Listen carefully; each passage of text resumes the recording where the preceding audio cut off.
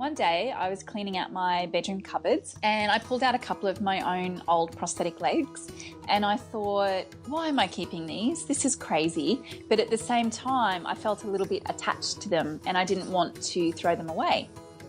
But it's silly to have all of these legs in a cupboard that I can't wear.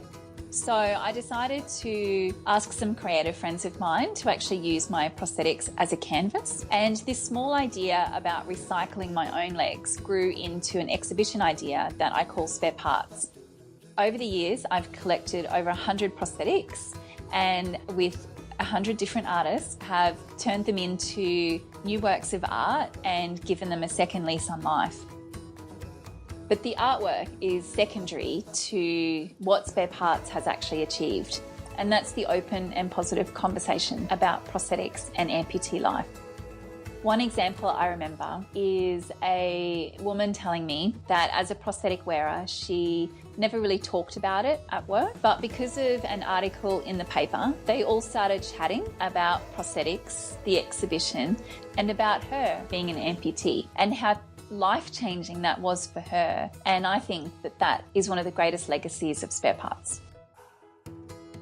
The latest Spare Parts exhibition that I held, I continue to take the opportunity to raise awareness, but also this time to raise money for my favourite overseas charity called COPE, which are in Laos.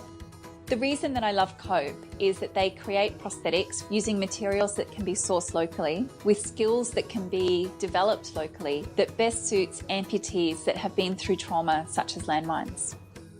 10 artists and I were able to raise enough money for at least 30 amputees to receive new prosthetic limbs. I can't believe I've gone from holding up dusty legs from my cupboard to an international exhibition in London during the Paralympics, being able to create such an open and positive conversation about prosthetics using artwork, to then being able to make a difference in the lives of amputees in third world countries. That's why Spare Parts is my winning moment.